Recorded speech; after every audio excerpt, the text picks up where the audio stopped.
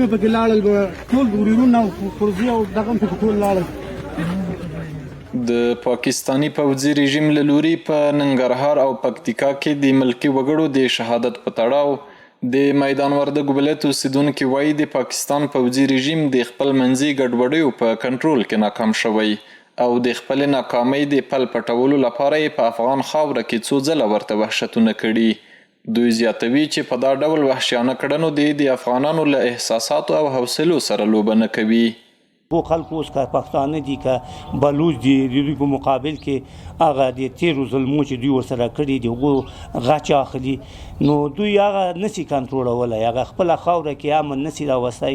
دوی دایم دا چغې وایي چې افغانستان خپله یو فقیر ملک ده دا خپله په خپلو غوړیو کې سوځي دا خپل مشکلات تر اوسه نه دي حل کړي. نوی له امریکا له ښکېلاک له زبرځواک له اشغال نه خلاصوی یو ملک ده. د دغه ولایت اوسیدونکي زیاتوي چې افغانستان تازه د امریکایي اشغال لمنه ورټوله کړي او د خپل هیواد په بیا رغونه لګیا دي او له پاکستانی پوځي رژیم غواړي چې د خپلو ګډوډیو پړه په افغانانو نه اچوي. د پاکستان د غفلت مخکې ملکي وګړي شهیدان کړي وو لوبغاړي شهیدان کړي وو او دا تېروتنه کړې نور د موږ زغم نه ازمایي او موږ امارت اسلامي نه دا غوښتنه کوو چې دا پر دوی قاطع جواب ورکړي.